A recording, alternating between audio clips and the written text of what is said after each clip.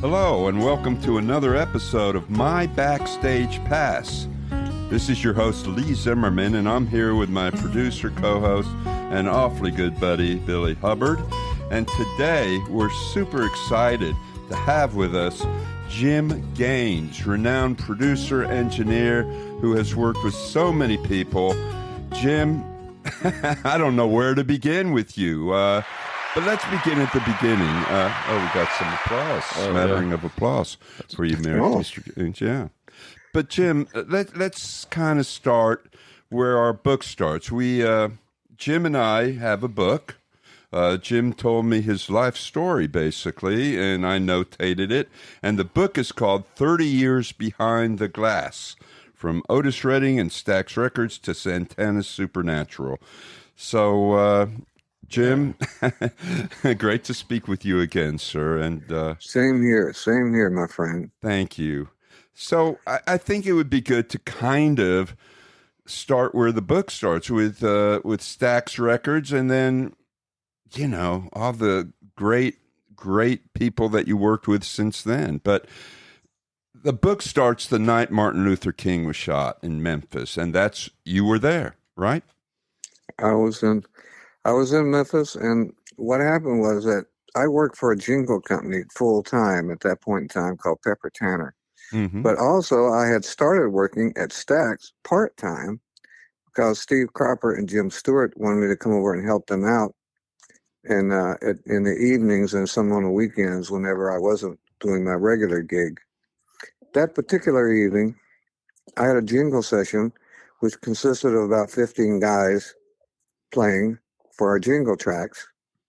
And I noticed that between my regular gig and the jingles, quote unquote, tracking session, I just went out and grabbed a Coke hamburger and came back. And as I'm pulling in the parking lot, I noticed that downtown there's chaos going on. There's sirens and smoke, and this jingle company is in Midtown.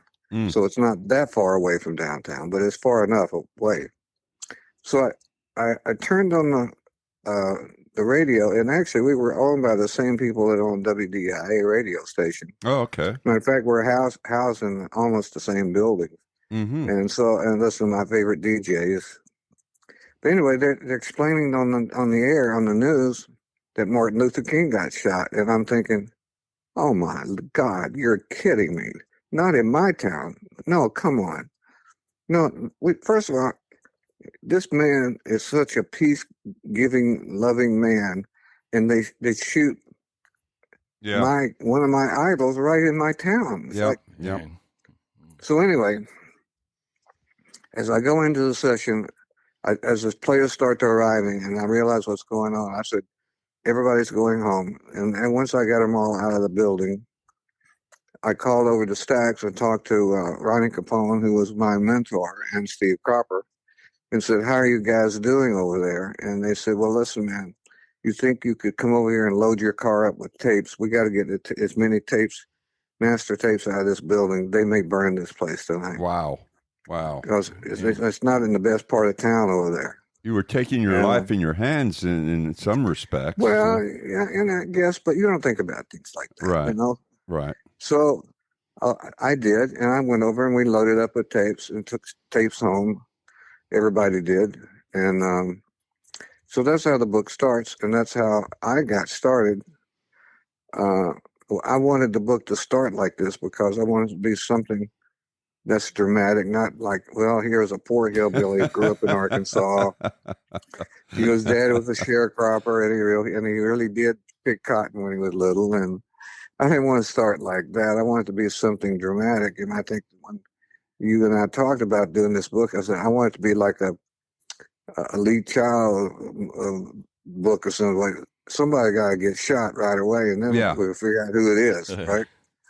So that's how I wanted the book to start. But it also sets the tone for where I was at that point in time, which is working for full time. I've worked for this jingle company for about 7 or 8 years, and at this point, I'm kind of like a supervisor there, even though I was tracking.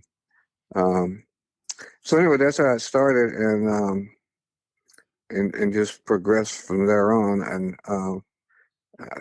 Jim Stewart and Steve Cropper still to me today are two people that helped make my career by getting me out of the jingle business a little at a time. Well, they're legendary. And Jim, you work the list of iconic individuals that you have worked with could fill a history book on modern music. I mean, Santana, John Lee Hooker, Journey, Van Morrison. I mean, it's amazing. Steve Miller, Tower of Power, Stevie Ray Vaughan. I mean, the list goes on and on. So you really have made an emphatic imprint in the annals of modern music. I don't know how else to say that, but it's pretty impressive, buddy. Pretty impressive. Well, here's what happens in this business. And Memphis, at that point in time, was doing pretty well. But what happened was that about a year or two after that, Cropper ends up opening his own studio called Trans Maximus. Mm-hmm. And he had planned on hiring an engineer from New York to come down and work for him. Well, so that didn't work out. So I'm sitting one night, one of my favorite watering holes with some other young executives watering. And watering. So while watering down, and I get this phone call at the restaurant saying, "Gaines, what are you doing?" "Well, I'm watering down, Steve. So, well, can you come over? We have Denny Cordell over here." And the studio wasn't officially open at that point in time. It was together, but it wasn't officially open. He said, "Can you come over and help us?" He said, and it was right down the street from where I was at anyway. So I went down. So Denny Cordell had been working with the band, part of the Rhinoceros band, in Memphis at another studio, I don't know, for 4 or 5 days, whatever it was. And somehow, some way, the person at the studio erased all their tapes. Uh-oh. Oh, my gosh. Uh-oh. And Denny Cordell is a mad Englishman, first of all. Yeah. Worked with Joe Cocker, I think. Right? Oh, yeah, absolutely. Yeah. Well, he's Shelter Records. Shelter Records, of course, yeah. He's the second half of Shelter Records. Right, okay. So anyway, I go down and I said, he wants to start cutting tonight. Can we set this up tonight? So I ended up working my day shift over at the jingle, and we started like 6 o'clock at night and go to about daylight, just in time to go home, get about 3 hours sleep, and go back to the jingle company. So after that, Cropper said, "Well, look, man, my situation in New York's not working out. Would you be interested in coming over here?" Well, listen, I had a company car at the jingle company. I had stock in the company. I mean, it's not like I was just there as a, right, fly-by-night situation. Right.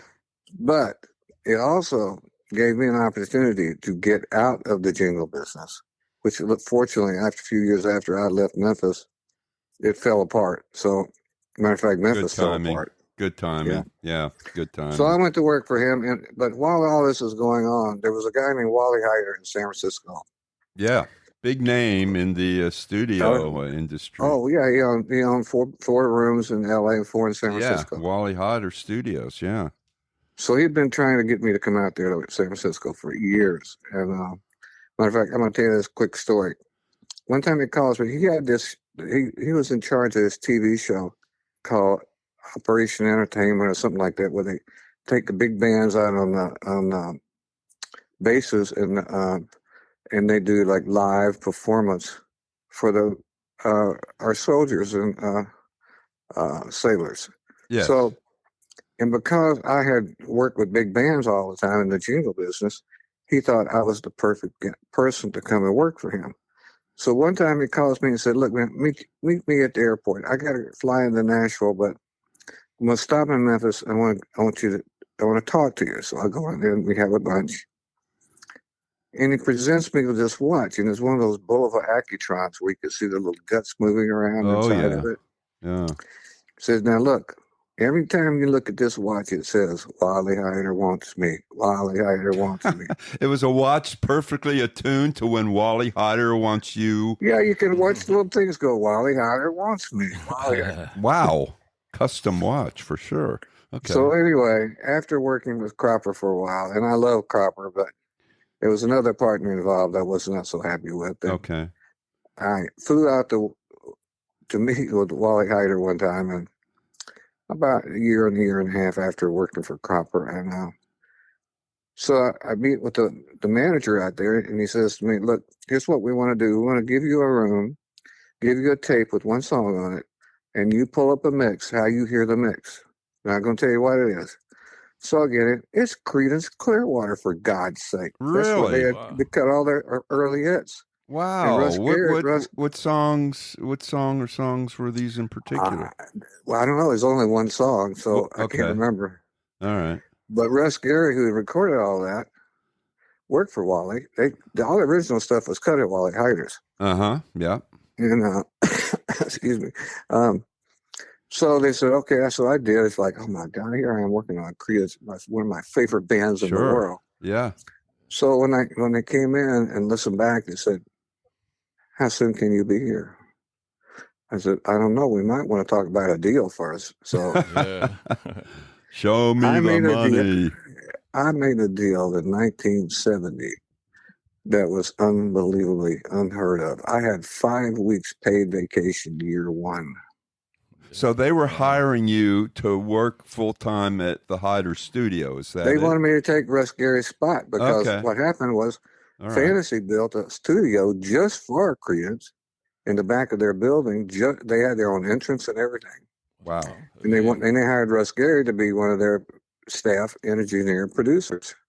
So Wally wants me to take his place. So I ended up getting 1% of the entire studio operation. Entire 3 rooms going 24 hours a day. Wow. 1% just to be there. Because what Wally really wanted me was to manage the studio. Okay. So, I mean, 1%, some people, that doesn't sound like a lot. But when you have all the activity 24/7, I'm sure it adds up. Yeah. Nothing like getting a $2,000 check just show up in the mail out of nowhere, you know? Nice. Billy, so anyway, you don't make that's that kind a quick, of money. that's a quick start. I'm on the wrong side of the business. Yeah. Billy's an artist himself, and he just said he's on the wrong side of the business now. We all want to be Jim Gaines. Listen, man, I didn't think they'd go along with it, but the percentage was like their bonus to get me to come out there. Wow. And they said, "How soon can you be here?" And I said, "Well, it takes a week to drive across the country at that point in time. And I got a family, I got a house to sell." I said, "Give me 4 weeks. Okay, we'll see you in 4 weeks." Wow. And you were able to get it together in 4 weeks to make your move to LA? I gave my house away. Sold my house for $2,000 and walked out of it and got the keys. For how much? How much? $2,000. $2,000. You sold Well, I didn't own it. Me and the bank owned it. Well, me and the bank owned it. Oh, okay. Well, you were getting rid of a mortgage. Okay. All right. Yeah. Okay. Well, listen, Lee, when you got to move, you got to move. You got to move. Right. You got to move. My friend. See, the crowd agrees with you. Yeah. Sorry. That's right. We love to play with all right, our so effects. where do you want to go from there? Well, I mean, again, Jim, just the list of people that you've worked with. I know for a time that you were Steve Miller's house studio guy up in Oregon or something, right? He moved up Grants to Pass, Oregon. Yeah. Now, how did that come about, Steve Miller? Well, here's what happened. First of all, I went from Heider's to Seattle to K. Smith Studios. It was owned by Lester Smith and Danny Kaye, the actor. Danny Kaye, yeah. Huh. Yeah, and also one other guy who was like one of the big DJs up there, Pat O'Day. They owned 6 radio stations at the same time. Mm-hmm.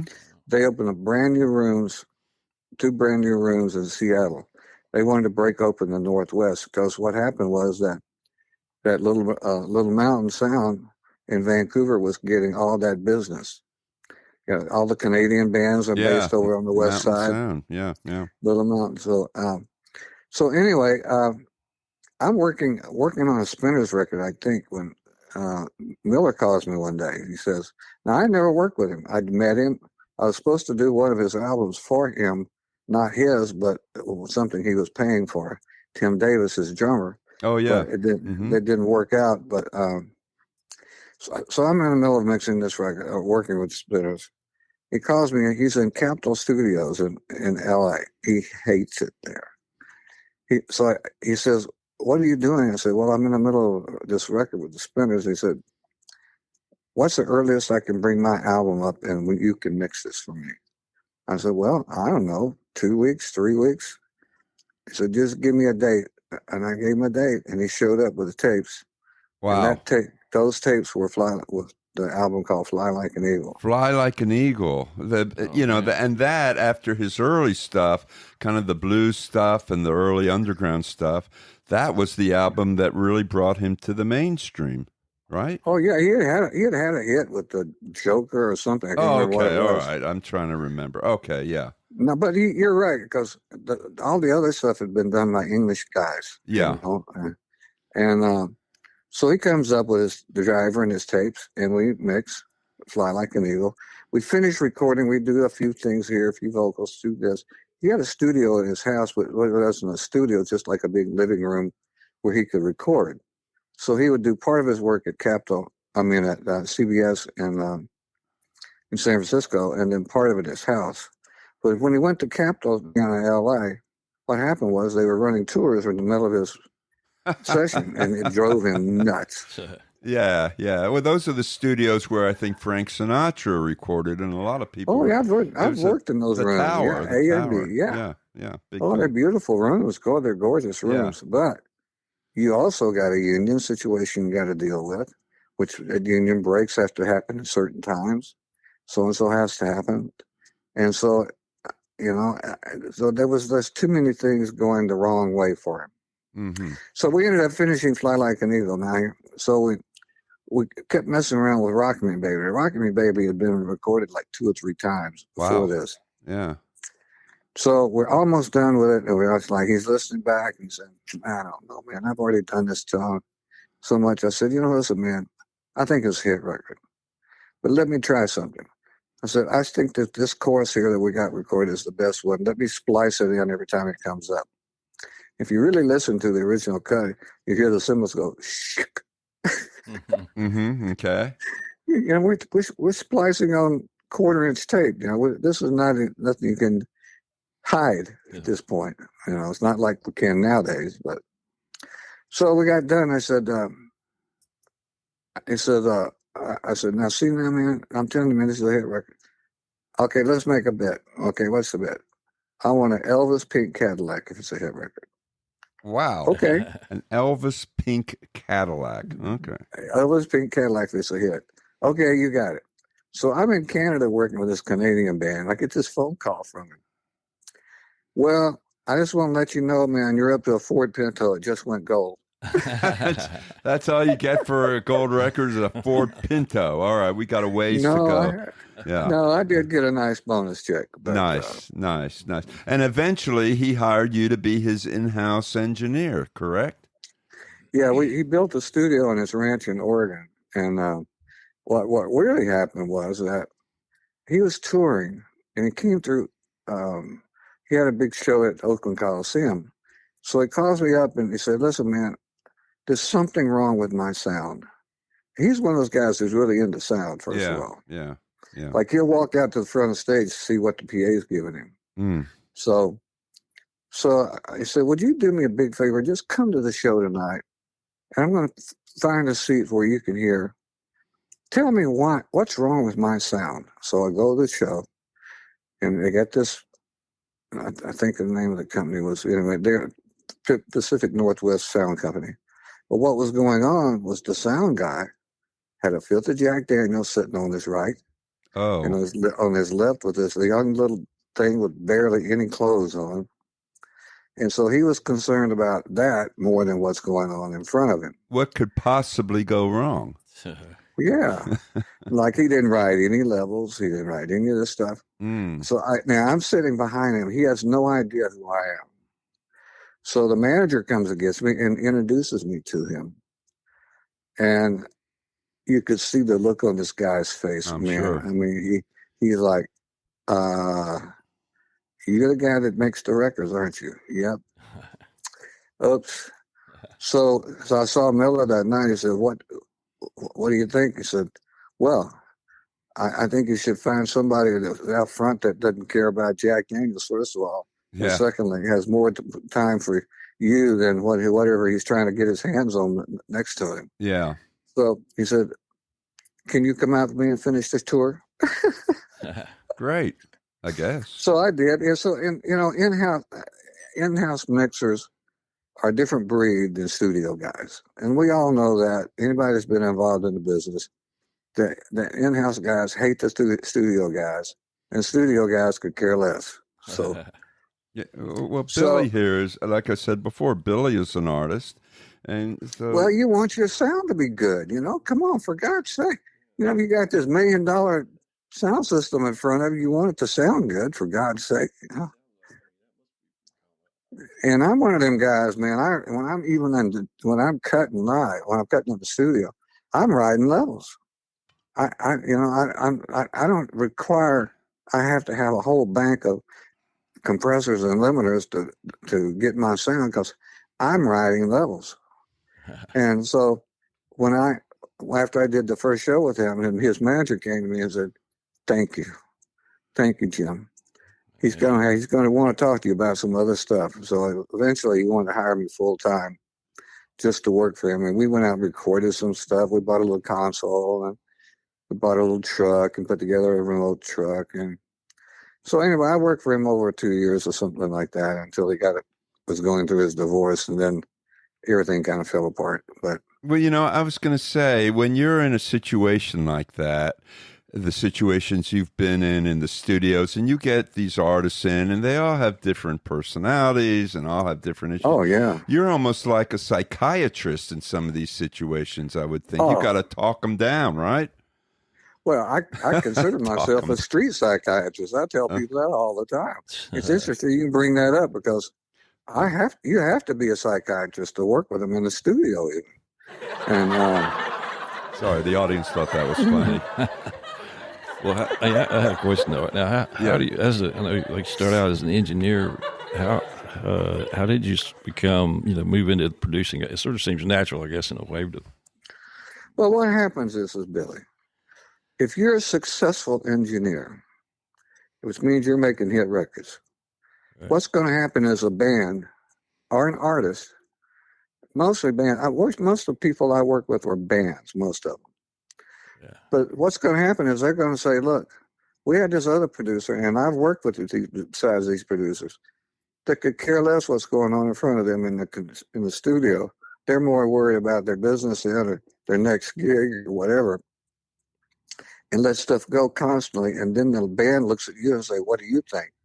So if you tell them what you think, you got to be careful, because you're walking on eggshells. Yeah. But what happens is, the next record, they call you and say, how about you coming in and co-producing with us?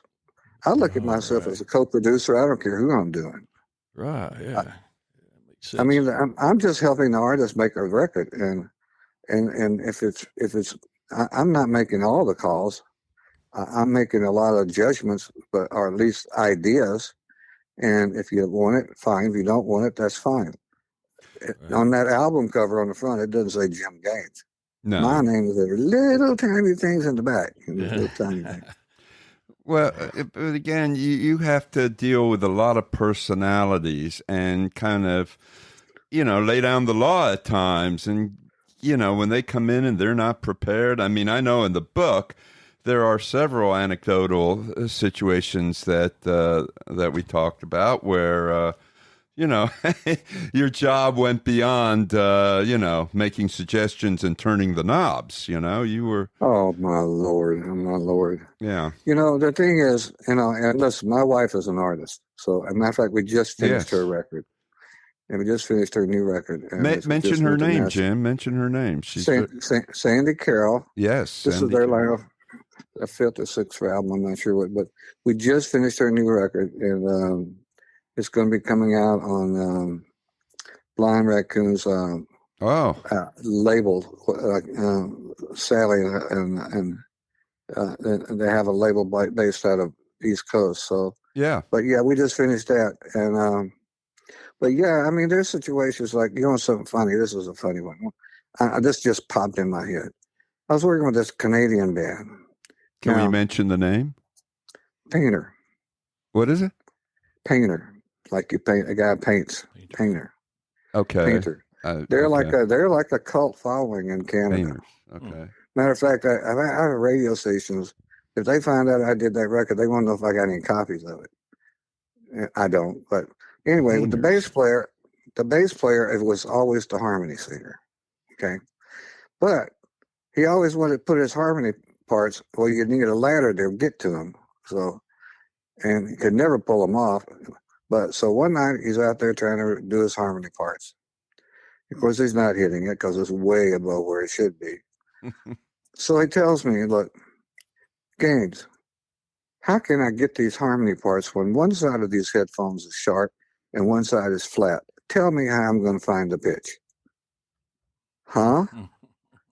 Technically, you actually believe that one side of your, what would happen if you switch sides, I wonder? Well, that didn't work either. Then he tells me, listen, man, this air conditioning vent above me is resonating at a pitch that's throwing my pitch off. Now, listen, boys and girls, that's not humanly possible. Yeah. Well, but there's another good reason why you have to be a street psychiatrist. Sure. To do this business. Sure. That's pretty great. I mean, again, I recall so many situations where people would come in, they weren't prepared. They were total eccentrics, total nut jobs, some of these people. And you had to be in the director's chair, so to speak, and manage sometimes a very difficult situation. Yeah. Well, I mean, one of the things that got me most of all, one of my favorite bands in the world, the Doobie Brothers. Now, I've known Tommy Johnson for a long time. Yes. Well, after he left the band, I used to help do some demos to help get him a new deal, separate from the brothers. So I finally get a chance to work with him. I get this phone call from him saying, okay, I'm back with the band. We want you to come in. By this time, I'd done all the Huey Lewis hits and, Steve Miller and stuff. Yeah. So we come in, and there's two producers. There's a guy from Canada. I'm not going to mention his name. Okay. I don't want to get sued over this one. No, it's okay. No mention. Okay. And then there's a producer who his whole job was to do the crossword puzzles in the New York Times every morning, every day. We're trying to cut tracks. Okay. So this is why Billy wants to know why guys like me get the job. There's a prime example right there. Hey, if I would much prefer a guy like you. Of course. The thing is that the guy from Canada had no damn clue what the hell he was doing. He was just brought in as a friend or something. I don't know. Maybe he was a co-writer. I don't know. The Doobie Brothers have two drummers. Yeah. So yeah. So here I am dealing with that, and Mike Hossack and Big John, and I actually had cut. Check this out. I'm going to stop right here for a second. I actually cut some of the last demos that got them their record deal with Warner Brothers. Really? Like in 1969, 1970. Okay. 70. Yeah, 70. When I was at Hiders. Yeah. Yeah. Wow. As a matter of fact, Marty Cohen was working for Warner. I think I'm not sure he's working, but anyway, the Coen brothers, another Coen brothers, but not the movie Coen brothers. No, not those guys. But one becomes the manager of the band, one becomes a record executive. But so here I am. I finally get a chance to work, and I'm working with these two idiots trying to make this record. Normally in a rock band situation, normally it's like a 12-week project, 10 weeks of recording, 2 weeks of mixing. Yeah. We're already like 6 or 8 weeks of recording. We ain't got 3 tracks down. Wow. I know, that's what I said. Wow. I said, Tommy, something's wrong here, man. There you go. Yeah, sorry. I said, Tommy, something's really wrong here. He said, I can see it, but I didn't hire these people. So this went on and on for a while. Finally, there was a situation in our business. This was when I left like 89, I think 88, 89, where we hooking up 224 tracks because we ran out of tracks on 24. So this guy finds out, this guitar player, quote unquote, finds out that you can do this. Now, we haven't even filled up the first 24 yet. He said, oh, man, I heard about the second 24. Let's lock up machines and do this. Well, we don't need to do this now. We ain't even filled up the first 24. No, we want to do it. Well, I'm not the boss, so I had to go with the flow. And I'm telling Tommy, man, something is really, really wrong here. I ended up taking myself off this project. As much really? As I walked away from it. Wow. How often does that happen? That's got to be a hard decision. I've only walked away in 2 albums in my whole life. And one was the Drug Addicts from New York. I know that band, the Drug Addicts from New York. Great band. Great band. Yeah, they're on the Lower East Side, yeah. Yeah. Wow. Anyway, and that project, I walked away from it. And I told Tommy, I said, look, man, I love you, brother, but this is so much waste. I called the manager in. I said, man, we've already spent like $100,000. We ain't got shit. Wow. Sorry, folks. Sorry. We ain't got a damn thing done. That's all right. That's all right. There goes the bloop thing. Yeah, that's okay. But it could have been. That's all right. So anyway, I walked away from that project. So they ended up firing these guys after another $100,000. Jeez, unbelievable, the waste. And people ask why the music business has gone to seed. I mean, all the waste. Well, now you famously worked with Stevie Ray Vaughan, and I remember in the book it goes into how you found out that Stevie Ray Vaughan had died in that tragic plane crash. You were in Paris or something? Where were you when you found out about that? No, I was supposed to be at his show. Oh, okay, right. You're okay. Well, I was working at Royal Studios in Lake Geneva. Okay. In Alpine Valleys, on around the corner. Okay. All right. What happened was that night of the show, they had 2 shows that weekend, and I think it was Clapton, right? And who else was on that show? Well, anyway. So the first night I was in the studio working, I had this crazy, should have walked away from this project, crazy guy from Australia that I was trying, I pulled him out of Memphis because there was too much stress on him. So we go to the studio in Lake Geneva, which I'd worked at before. But sounds like a lovely place to work, actually. Yeah. So anyway, I was planning on being at the show that night, but Santana calls me and said, look, man, we're doing the World Theater down south of Chicago, a live radio show. Could you please come down to mix it live for us? All these people want you to drop it on a dime and fly wherever they are and do it. So here, I didn't realize how far south of Chicago it was. So I planned on maybe just going and doing it, and then coming back and catching the end of the show. Oh my God, it's like a 6-hour drive down there. So I didn't get a chance to make that show that night. But so, as a matter of fact, Robert Cray, I think, was opening, for that show because I think his guys were staying in the same hotel as me in Lake Geneva. And so I get this phone call from Chris Layton at around 7 a.m. saying, Gaines, Stevie's helicopter never made it in last night. We can't find them. We don't know what happened to them.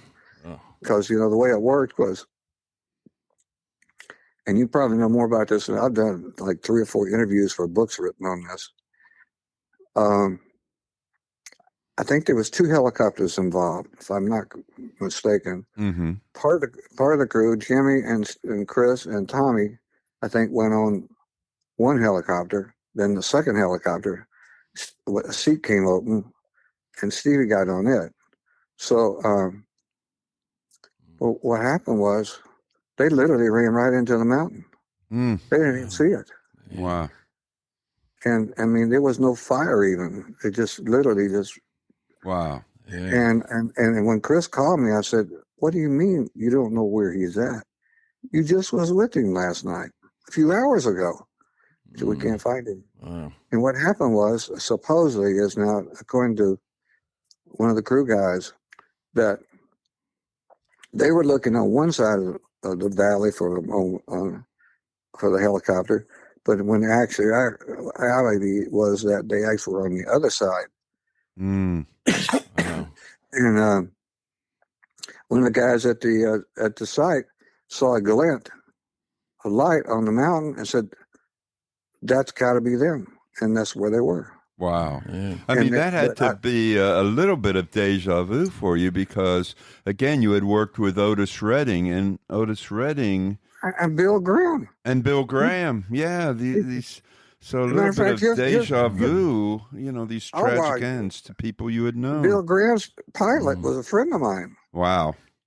Yeah. Wow. Killer, yeah. I'm a pilot myself, and I have a lot of musician friends, and just because of the history of none of my friends will go flying with me, Arlie. I won't. Yeah. Well, it's kind of Billy, here's the thing is, as we know, small planes, I mean, they're livable. I have done some of those things, but some of them, the big ones ain't any more livable than the little ones. So, between Otis dying, and his plane went down in Lake Geneva, or what is that? What they call it? Is it Madison in that Lake Geneva right there? Yeah, somewhere. Yeah. so. Yeah. Anyway, Yeah, that's just true. I would say, and that's another thing about Stax. I walked into Stax that night that happened, and man, it's like doom and gloom on everybody's face. Of It's course. like, what happened? Yeah. He said, "We can't find Otis." Oh, man. Wow. Because he was supposed to do a show that night in Madison. Oh, man. The only guy that survived was Ben. There's James Alexander missed the flight. So I was going to say there's a new box set coming out of all the Otis albums. Are you no, those? Were you involved in any of those? no, all that's owned by Concord now. I know, but they're just re-releasing them. So I'm just wondering if your credits were No. Okay.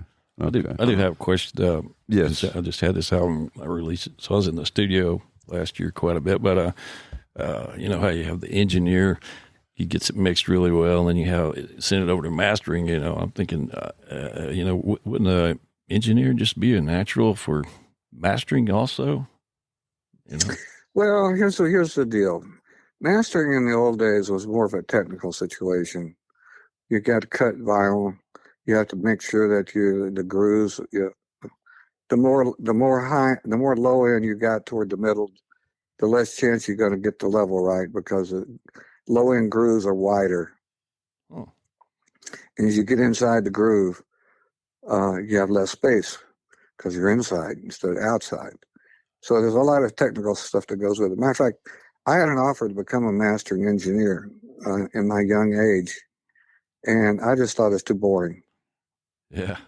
Yeah, I compared to the exploits and situations you've had, that seemed like it was sitting by yourself there a lot. Yeah, sitting by yourself. Well, I just thought it's boring. You don't get to sit with the artist. You don't get to listen to them be sing out of tune and play out of tune. Some people don't know what tuning is. They think it's a city in China. So. Yeah. Right. Yeah. Oh my God. Well, Jim. We could be literally talking for hours here, but I'm going to suggest people buy the book. Buy the book. Plug. You hear the whole bunch of bunch of little anecdotes and stories. Tons the of book them. is basically, what happened was that all these years of me being in the studio, you collect these stories. So when I would tell them in the studio, everybody say, "Oh man, please put it in the book, please, please." So we can hear all the stories at one time. So that's exactly kind of like where the thought came for me. And then I met you. Yep. And I think James Alexander is one of introduced us, if I'm was James the guy? I can't remember who was did it. James. I don't, not Alexander, but it was. Armstrong. Yeah, but Okay. the result was, I mean, this book, it's called 30 Years Behind the Glass, from Otis Redding and Stax Records to Santana's Supernatural. I mean, we didn't even talk about Santana, but the fact is that it's a wealth of knowledge and backstage, behind-the-scenes information about how these records are made, and bringing to light the important role that professionals like yourself play in the process, engineers and producers. So it's enlightening in that respect. So, anybody that's interested in music and how it's made, again, this is just a outright plug, but they ought to pick up the book. It's available on Amazon and many of your leading bookstores, as they say, right? Right. Cool. Yeah. Yeah.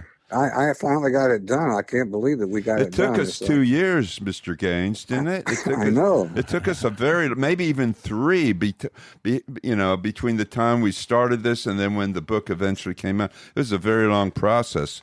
Both of us are still waiting for that first check, aren't we? We're still waiting for that. Yeah. Hopefully later this year. I can't wait to. Yeah, right.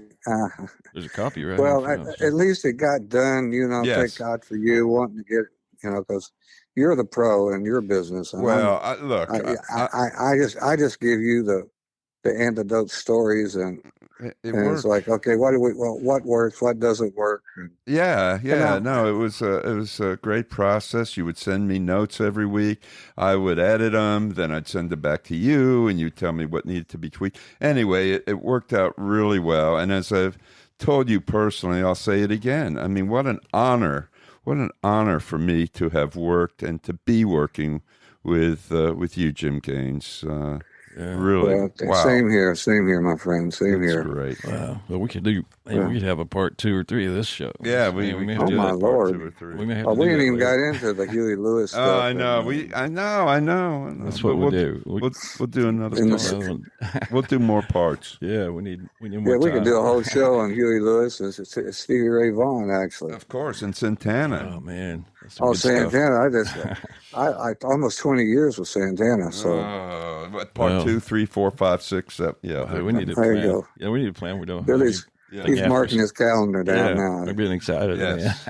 Yeah. Well, we'll be in touch with this. Yeah, we'll come up. We'll get back with you hopefully if you're willing. And but we do have a hard time here. We gotta wrap it up. But anyway, hang around. Jim will tell you bye after this is over. But we just wanted to give a big thanks to Jim Gaines for joining us, and of course our host Lee Zimmerman.